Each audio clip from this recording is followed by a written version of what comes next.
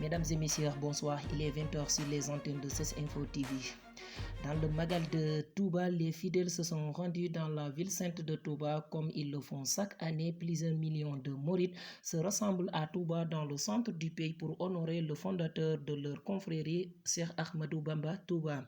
Toujours à Touba, malgré les efforts de force de l'ordre et du gouvernement mis en place pour la sécurité et le bien-être des fidèles, la police a quand même dévoilé ces chiffres au terme des opérations de sécurisation effectuées dans la ville de Touba et les localités environnantes. Plus de 350 individus ont été mis à la disposition de la justice sur 797 arrestations enregistrées par la police nationale. Le rapport des sapeurs-pompiers vient de tomber, 15 morts dans les 141 accidents enregistrés et 471 victimes. Décès de la journaliste présentatrice de la TFM Fatou Kiné Dème. Le monde de la presse est en deuil avec le décès de ce lundi de Fatou Kiné Dème, journaliste présentatrice à la Télé Futurs Médias. Fatou Kiné, très connue notamment avec le desk santé qu'elle gérait au sein de la rédaction de la Télé Futurs Médias. Après plus de 10 ans de service dans cet organe, Fatou Kiné est terrassée par une longue maladie. CES Info présente ses condoléances à sa famille ainsi qu'à ses collègues de TFM et au monde de la presse.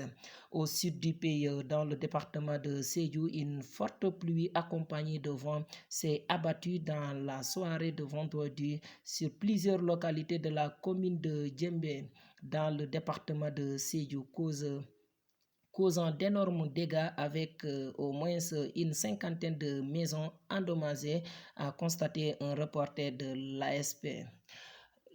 Le sommet international préparatoire sur le climat de la COP28 de Dubaï, le président Macky Sall quitte Dakar ce lundi pour Nairobi.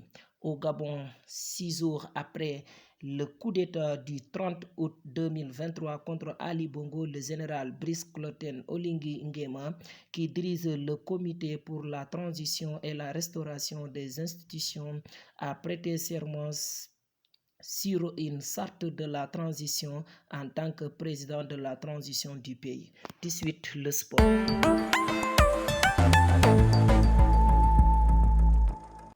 Bienvenue dans votre bulletin sport. Les phases départementales dans le département de Bignona.